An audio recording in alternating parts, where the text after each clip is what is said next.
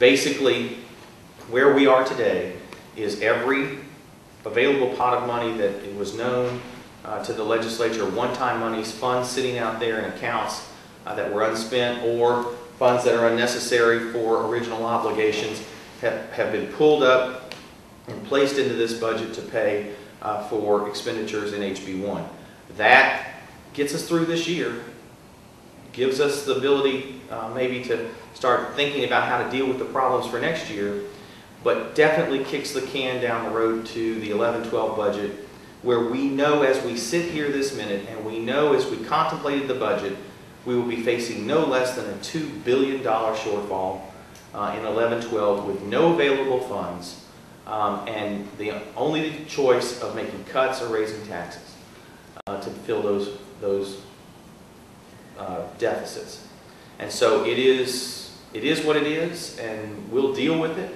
But it is not the way that Chairman Fannin nor I wanted to lead us to solve these problems. We knew this problem going back was coming 2 years ago. Even before the economic collapse, the revenue forecast showed a decreasing revenue stream, and we knew that we had to start dealing with it, and the House has been consistent from 2008. When the budget came over in 2008, we reduced it, the Senate restored it. When it came over in 2009, we reduced it, and the Senate restored it. When it came over this year, we reduced it, and the Senate restored it. And you cannot continue doing that when you have the structural problems that we have in the budget. And now we will face next year with no one-time money and the loss of federal funds, and barring the federal government stepping up and extending the ARRA program, which does not look likely right now, we face a major, major problem next year. The cliff year will be, as we have tried to prepare to make it as easy as possible, we are ending up, because of the actions primarily on the other side, with making it as difficult as possible. And we will just have to deal with that next year. I feel, I know we have a letter from Treasurer Kennedy that because of the recession and because of the spending of these funds and because of some transfers to capital outlay that were called for through TTF and other things, that we face a cash flow problem as well coming forward. And this is the greatest issue in my mind. We can always deal with budget problems, but when you don't have cash on hand, and we run the risk of getting into a serious cash flow problem next year, that supersedes everything.